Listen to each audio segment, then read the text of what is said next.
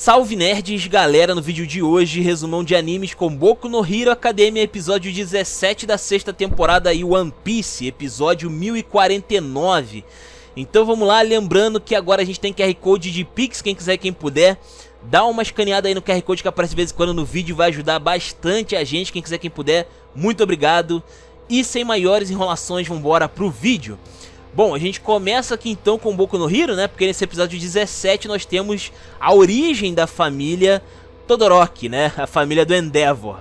E cara, é brutal, dá uns certos gatilhos aqui, mas vamos com calma, vai? A gente começa aqui então com o encontro, né? A primeira vez aí que o Endeavor conhece a Arei, né? Que viria a ser a esposa dele, que no caso aqui ela aparentemente foi vendida, por assim dizer, né? Foi um casamento à la feudal mesmo, né? Bem bizarrão. Lembrando que Boku no Hero é meio que no futuro, né? No nosso futuro. Então, assim, é bem louco, né? Você para pensar que no futuro os caras estão fazendo casamento arranjado à la feudal. Bem bizarro. Mas, enfim, o Endeavor se casou com ela, né? Porque ele queria um filho que tivesse habilidade de fogo e de gelo na cabeça dele. Essa combinação poderosa superaria o All Might, né?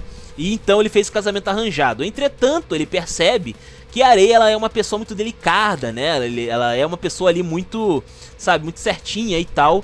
E não tem nada a ver com ele, né? Que é todo durão, né? Todo brutão, todo machão, né? Enfim. Aí o tempo passa, né? E a gente vai aqui para o Toya, né? No presente. Que ele tá ansioso pra ver como é que vai ser aí o esclarecimento do Endeavor na televisão, né? E ele tá, inclusive, chorando sangue ali, animado, né? Emocionado, e ele quer que a família esteja vendo ele no inferno, né, cara? Doideira. Durante o episódio é explicado o porquê aí dele ficar chorando sangue, né? Enfim. Aí a gente vai, então, para a história, né? Dos dois. Basicamente o Toya, pequenininho aqui ainda, ele de fato herdou o propósito do Endeavor, tá? O Endeavor, ele cobrava muito, a gente sabe, tanto o Toya quanto o Todoroki, e isso gerou grandes problemas. Mas o que a gente começa a entender é de que de fato o Toya, ele vestiu a camisa, ele queria realmente ser poderoso como o pai gostaria, né? Ele queria realmente herdar esse propósito. Mas o Endeavor acaba descobrindo rapidamente que fisicamente ele não seria capaz, né, de controlar as chamas sem se queimar, né? Ele se queimaria no processo. Então automaticamente o Endeavor considera o Toya um fracasso, né? Ele não tenta contornar a situação ou tentar, sabe, chegar pra ele e mostrar pra ele um lado mais sensível, sabe? Tentar falar com ele como um pai, sabe? Isso não acontece, nem durante o capítulo, nem durante o episódio, no caso. E acontece que isso tem duras consequências, né? Porque a gente vê aqui, por exemplo, que o Toya, quando ele tá conversando no sofá com a irmã, com a Fuyumi é toda preocupada com ele e tal, mas ele é totalmente misógino, totalmente zoado ali, né? Ele fala ali que ela não entenderia as motivações dele pra ser mais forte porque ela é uma menina, né? Ele é tão babaca quanto o próprio Endeavor, né? Ele herdou a babaquice também do pai aí. E a gente vê que na cabeça dele só importa realmente ficar mais poderoso e superar o tal do All Might, né? Que ele nem conhecia ao vivo, né? Bem bizarro. Mas enfim, continuando a desgraça, né? A gente tem aqui uma conversa da Arei com o Endeavor, onde a gente vê aqui que ela avisa pra ele, né? Que o garoto não vai parar, né? Ele colocou essa caraminhola na cabeça do garoto e ele, sozinho ele não vai parar com essa história aí de ser mais poderoso, né? E aí o Endeavor, ele faz pouco caso disso. Ele acha que a situação vai se resolver simplesmente se ele herdar ter um novo herdeiro, né? Mais um filho aí. Então ele faz um novo boneco aí na Arei, que é o Natsu, né? E aqui a coisa fica bizarra, né? Porque, de fato, o Toya, ele sente realmente aí pressão psicológica com o nascimento do Natsu, mas é um sentimento totalmente contrário, totalmente negativo, né? Porque ele vê que ele tá sendo jogado de escanteio, né? E que, aparentemente, o Endeavor não confia nele, né? Pra poder se tornar mais poderoso, né? Bizarro. O que acaba, então, levando a mais uma discussão familiar entre o Endeavor e a Arei, onde ele lança um olhar ridículo, né, pra cima dela ali, como se ele estivesse julgando ela por ser fraca, né, por não conseguir dar para ele bons descendentes, vamos dizer assim, né. É bem eugênico, é bem idiota realmente aí o ponto de vista do Endeavor, né.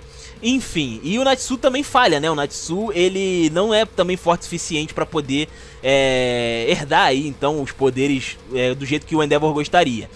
Então, pela terceira vez, né, nasce aí, então, mais uma pessoa na família aí, né, depois do Toya, que é o Todoroki, né, e dessa vez, aparentemente dá certo, né, o Todoroki nasce e isso aí não intimida o Toya a princípio, né, ele percebe que ele continua sendo jogado de lado, né, mas ele continua treinando ali e suas chamas estão ficando cada vez mais poderosas.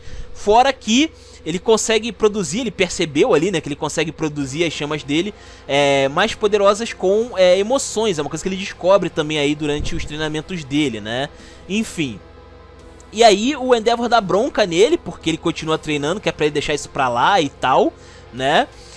Mas ele não pode deixar isso pra lá, porque ele foi feito pra ser só isso, ele foi feito pra ser uma arma mais poderosa, sabe?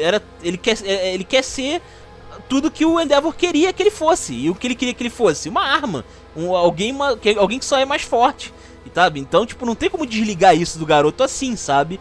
Tem que ter uma conversa mais profunda, tem que ter uma paternidade ali que o Endeavor não está dando pra ele isso, sabe?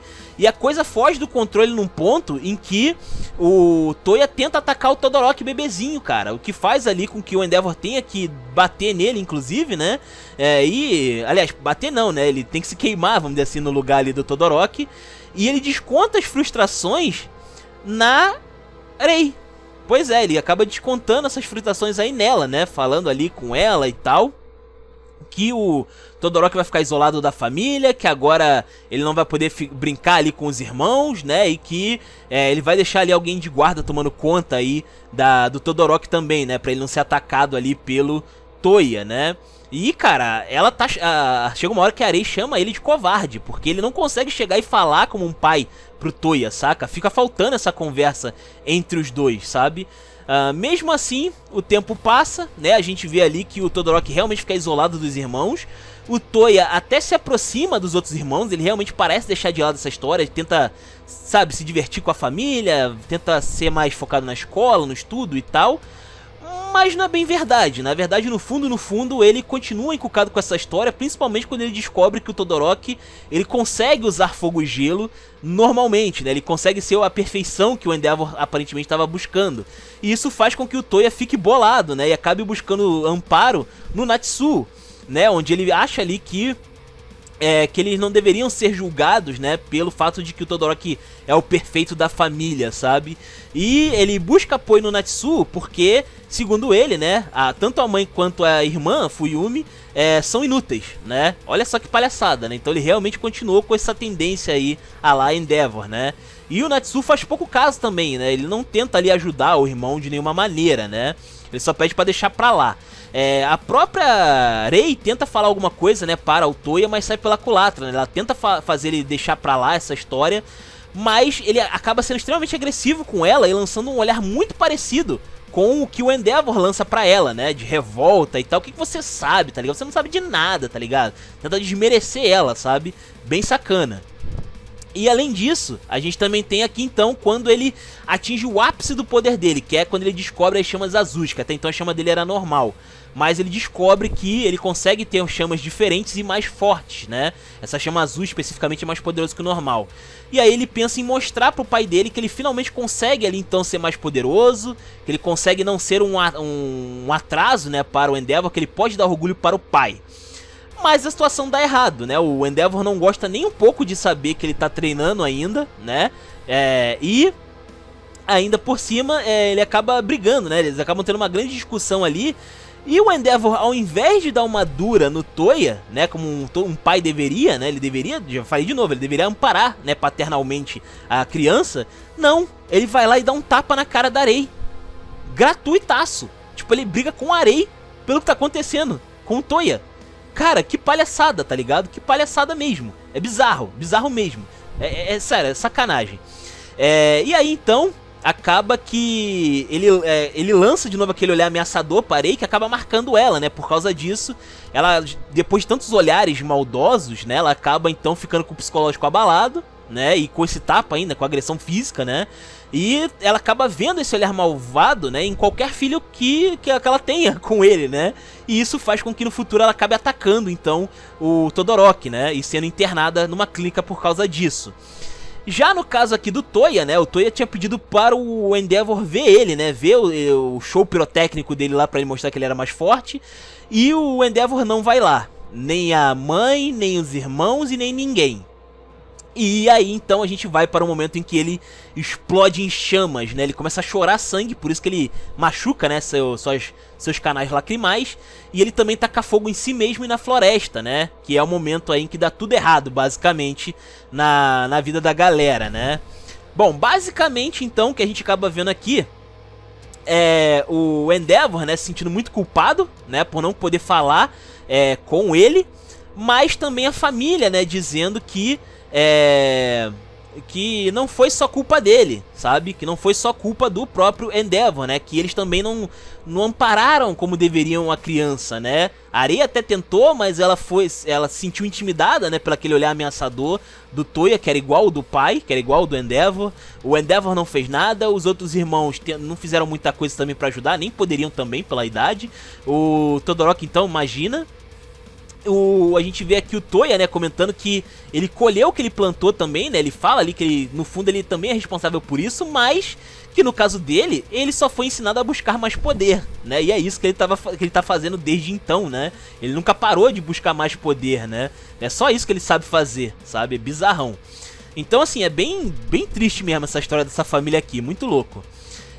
E apesar disso, né, a Arei demonstra bastante firmeza, mostrando que eles estão ali pra mostrar apoio, pra amparar o Endeavor nesse momento, e que eles vão ter que dar um jeito de parar o Toya, né? O que faz ali com que o Endeavor fique até comentando: caraca, você é Arei mesmo, né? Você tá tão forte, né, em personalidade e tal, mostrando que, olha como é que a visão muda, né, do Endeavor de antes pro Endeavor de agora, né? Ele reconhece que ela é uma mulher forte de caráter, sabe? Bem legal. Fora que o próprio Todoroki também demonstra muita maturidade aqui. Primeiro porque ele chamou a Arei de mãe, né, que é uma coisa que, devido ao trauma da queimadura, né, ele ainda não tinha superado direito.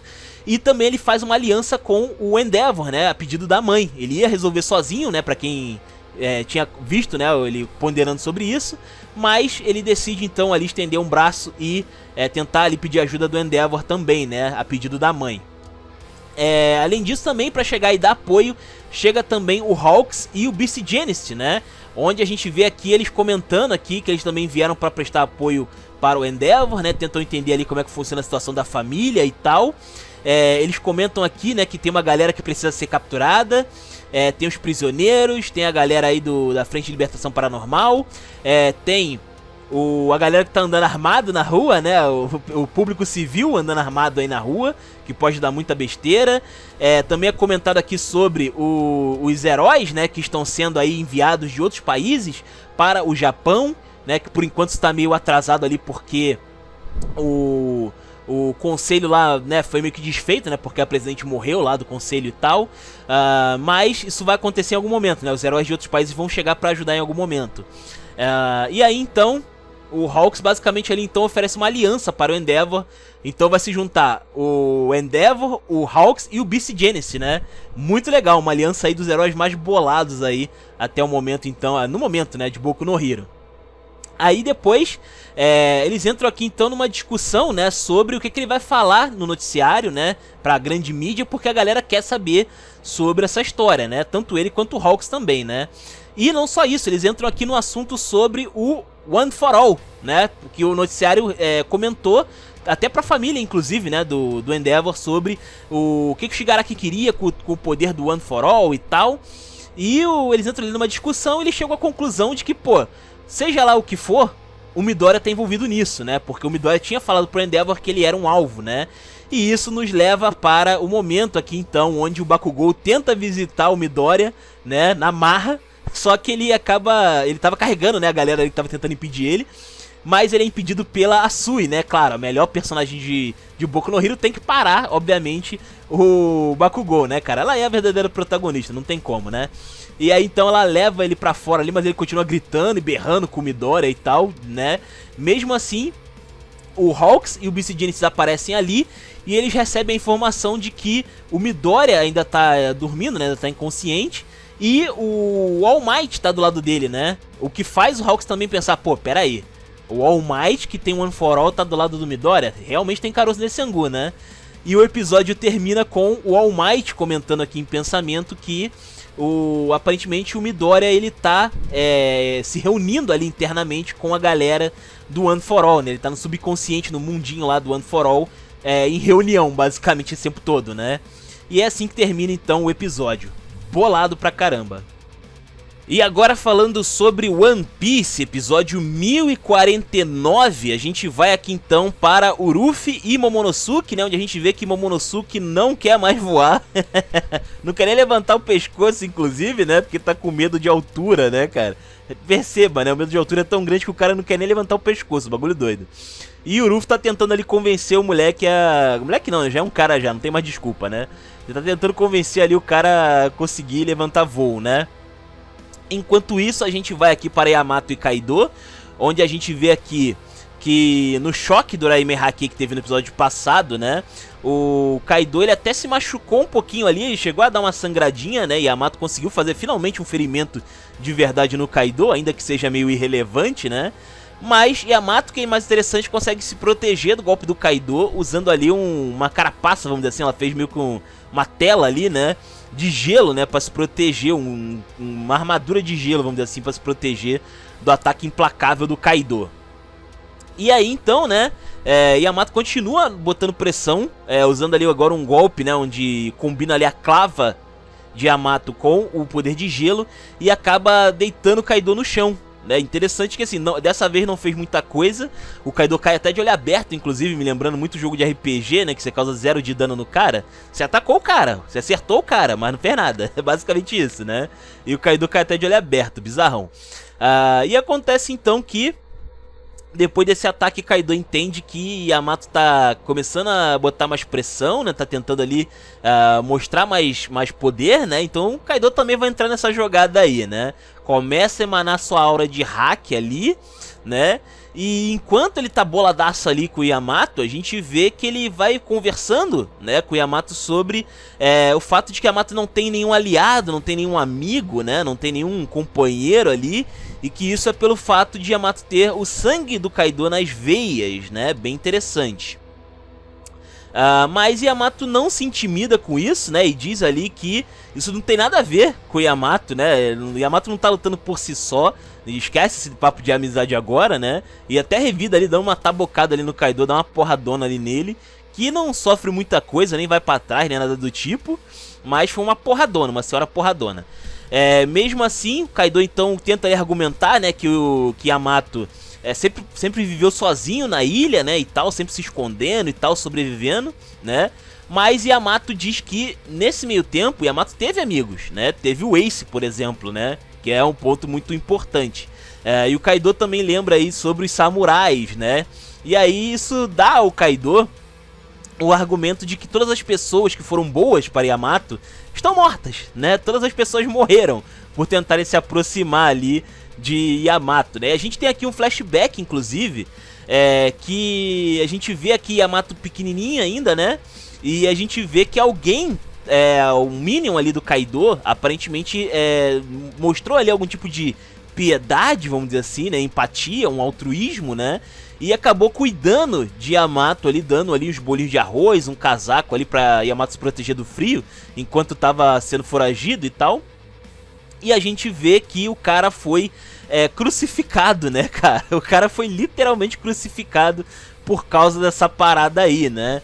E Yamato teve que acompanhar tudo isso escondido, inclusive, né? Foi uma cena bem tensa ali pra Yamato, né? E aí é interessante que Yamato fala aqui pro Kaido, olha... essas pessoas estão mortas, né? Porque você matou essas pessoas, né? Os samurais, esse Minion aí do Kaido e tal. Porque o próprio Kaido acabou matando essas pessoas. E o argumento do Kaido é genial, né? Kaido simplesmente fala que eles interferiram na educação que o Kaido tava dando pra Yamato. Apenas, né? Apenas. Esse aí é outro pai também, rapaz.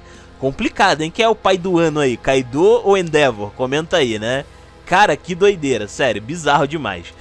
E aí depois desse argumento supimpa, né, Kaido então vai pra cima ali de Yamato e dá uma porrada com hack, cara, violento ali, que faz Yamato sair voando. Mas voando, tá ligado? Bizarramente. Foi bem forte mesmo. E não só isso, depois ele começa a sentar clavado ali em Yamato de um jeito, cara, sério, bizarro, que faz a Yamato até quicar no chão em algumas cenas. Bizarro pra caramba. Foi bem bolado mesmo. E enquanto tá batendo, né, Yamato, o Kaido fala ali, né, que Yamato tem que nunca vai ser aceito pelas outras pessoas como deveria, porque no fundo Yamato é um Oni que nem ele, né, é um ogrão ali que nem ele, e que isso assusta as pessoas, né? Então Yamato tem que ficar mais forte como o Kaido, tem que se parelhar mais com o Kaido, né? Basicamente esse é o argumento aí, né? É o destino de Yamato fazer isso, inclusive. Bem louco. O cara tá revoltadaço ali, né? O cara tá boladaço ali com o Yamato. Realmente ele deu uma pelada aí em relação a como tava antes, né? Depois a gente vai aqui para o Ruffy e o Momonosuke de novo, onde a gente vê que o Ruffy tenta ali fazer o Momonosuke voar, né? Dessa vez usando ali o argumento de que ele tem que ter mais determinação agora, né? O que faz o Momonosuke pensar no sacrifício do Kinemon. E também ele não queria perder o bigode, né? Que o Ruffy tava tentando arrancar ali praticamente os bigodes do Momonosuke, né? E fez ali então com que o dragão começasse a subir voo no desespero e na determinação, entre aspas, ali, né? E aí a gente vê então o Momonosuke criando algumas nuvenzinhas ali, nuvens de dragão. E começa a voar, né? E o Ruffy sobe ali então nele. E começam então os dois finalmente a se dirigirem para Onigashima. Só que nesse meio tempo acontece um negócio interessante. Por quê? O Momonosuke tá voando, mas tá voando de olhos fechados. Pois é, o Momonosuke decidiu fechar os olhos e não prestar atenção pra onde ele tá indo, né? Deixando o Ruffy guiar ele. Só que isso dá muito errado, né? Porque o Momonosuke não prestando muita atenção pra onde tá indo, ele acaba batendo contra o Onigashima, cara. Que doideira. Ele acaba ali, então, atravessando o Onigashima. E gera momentos muito engraçados aqui, porque ele começa a passar pelos campos de batalha que tá rolando ali, né? E a gente tem algumas reações muito legais, como por exemplo, a Big Mom, Kid e o LOL, né? Onde a gente vê ali que o LOL percebe que tá rolando uma grande destruição em Onigashima. O Onigashima tá tremendo, né? E que deve ter algum monstro lá embaixo atacando com tudo, né? E de repente sai do chão ali o Momonosuke e o Ruffy, né? E a Big Mom questionando, ué, o Kaido? O que tá acontecendo ali, né? Que doideira é essa? Que maluquice é essa aí, né? Doideira. Não só isso, como até o próprio Kaido, né? Ele acha ali que é a Big Mom que tá fazendo essa destruição toda lá embaixo, né? Essa tremedeira toda. E que ele vai ter que reconstruir o Onigashima do zero, né? Por causa da Big Mom. Bem engraçado. Mas bom, acontece então que depois a gente vê aqui então Yamato mandando um golpe especial no Kaido, que é o Shinsoku Hakujaku, né? Que seria ali o bote da cobra branca. Que é um ataque ali bem legal. E nesse meio tempo que Yamato tá castando, né, a habilidade ali, a gente vê que o Momonosuke aparece ali atrás, né, junto com o Ruffy. Ele aparece ali no fundo da imagem. E o Kaido se prepara para aceitar o golpe de Yamato. Só que o Ruffy então desce, né, pula ali do Momonosuke ativando o Gear 4, né, no caso o modo Snakeman. Ou seja, são duas cobras basicamente aqui, né, são duas cobras atacando o Kaido, dois bots. E aí a gente tem aqui então o bot da Cobra Branca por parte de Yamato e o Jet Culverin, né, que é aquele soco super esticado aí do Ruffy no modo Sneakman. E o Kaido não tanca, dessa vez ele realmente não tanca ali o golpe e ele voa longe, mas muito longe. Ele é arremessado ali pelo golpe bizarramente, cara, foi um golpe violento, de forte mesmo. Então a gente tem aí o Ruffy voltando para o campo de batalha, né? E mostrando que Yamato de fato tem amigos, tem companheiros, tem aliados, né? No fim das contas é para isso que serviu toda aquela ladainha. E é isso, espero que vocês tenham gostado. Comentem aí, os comentários são de vocês. Se inscrevam, compartilhem. Taverna do Bacon, link na descrição. Vou ficando por aqui, valeu nerds, fui!